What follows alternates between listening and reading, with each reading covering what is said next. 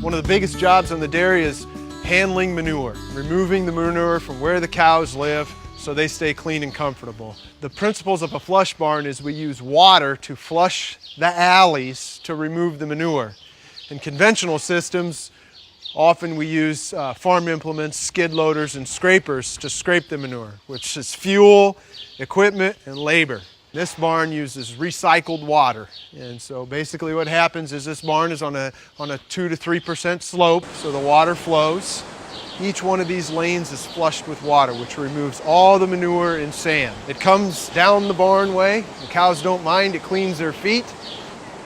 Once it hits the drain pipe, it goes out into what's called the sand lane. And out in the sand lane is where we use gravity.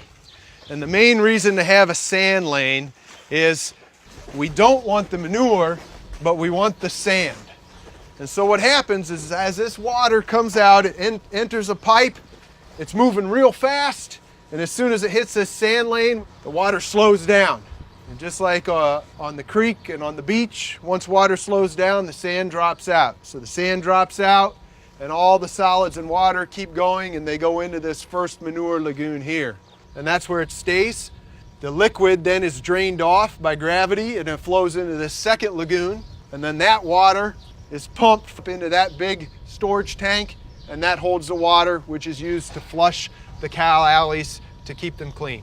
About twice a year, this manure pit is pumped out and it's spread on his fields. It's very concentrated fertilizer, organic fertilizer. Sand then is scraped out of this sand lane and put up here on what we call the beach.